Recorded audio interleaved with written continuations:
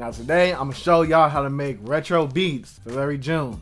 From scratch, by the way. I don't know why, but whenever it comes to Larry June beats, my default go-to sound is always a Rhodes or an electric piano. So I opened up Lounge Lizard, got the default preset, and I put down this chord progression right here.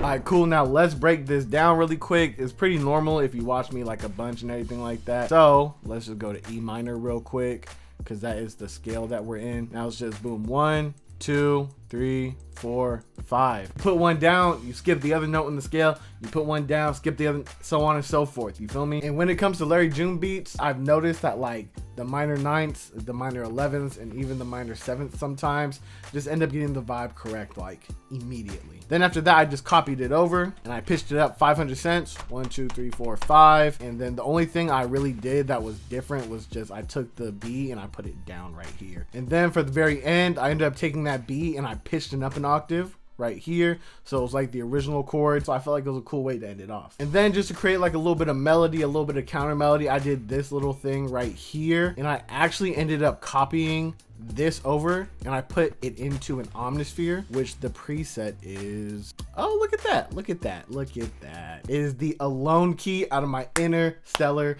Bank. And since we're talking about the Interstellar Bank, it's available, it's hard, it's 50 presets made for West Coast beats. You feel me? Like it's just going crazy. It's immaculate, it's spectacular.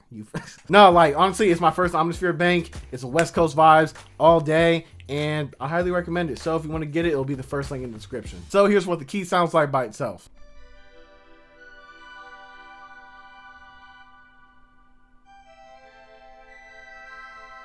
So I wanted to layer it with the Rhodes just so it kind of added a little bit more depth and complexity to the actual sound.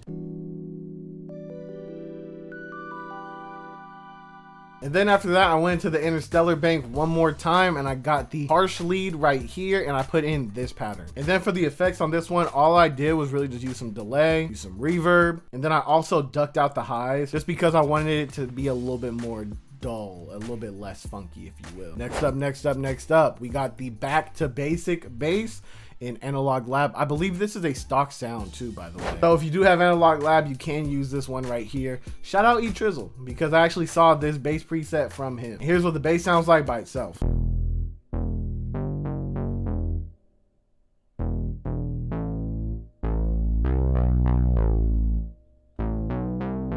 Now with this, the only thing I did was I just got a fruity limiter and I just made it louder. That's it. Then next, I wanted to get one more layer for the Rhodes because I wanted it to sound a little funky, you feel me? So I ended up opening Purity. I got the Strat Auto Wah preset out of the Guitars and Plucks, and I copied over the same chord progression.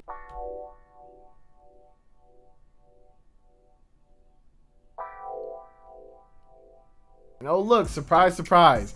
Interstellar Bank again. I'm telling you, bro, if you make West Coast beats, this is a go-to bank for you. I got the strings preset, the rain one, and I just put in this little simple pattern right here. You feel me?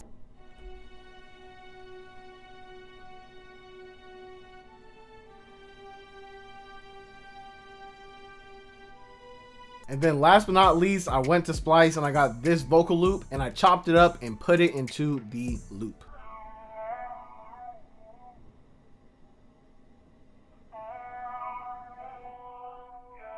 Now let's get on to the drums. So with the drums, I started off with a simple clap. Also layered it right here. And then after getting that clap down, I started working on the hi-hat. Now with Larry June type beats, in my personal opinion, it's way easier to get the bounce if you start off with a two-step and then you start altering it to make it different and unique to yourself. So that's what I did right here. I just hit the little two-step and I just start adding small little rolls like this right here, this right here, this right here, just to make it a little bit more bouncy. Whenever we think about like changing up two-step hi-hat patterns, we always think about adding more bounces, adding more steps, adding more.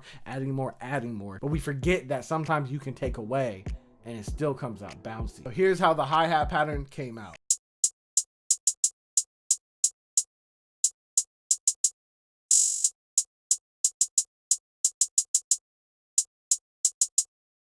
Then after that, I got this kick and I basically followed the pattern of the bass that I made, but I didn't follow it to an exact T. There are certain points where the bass hits and the kick don't hit, but I really like that because I feel like it makes it more bouncy at the end of the day.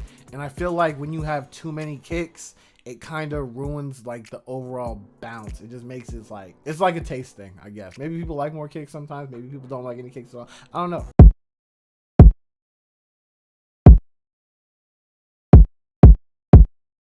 Next, I don't really want to go over each and every single sound effect and percussion element that I added here because we will be here for a very long time.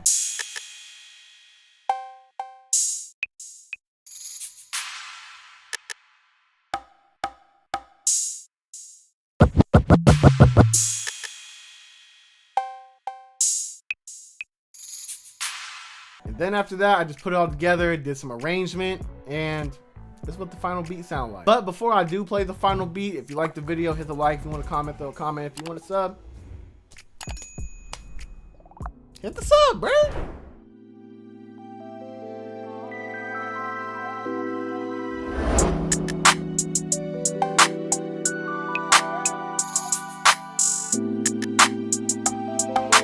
Hey, go ahead, Infinite.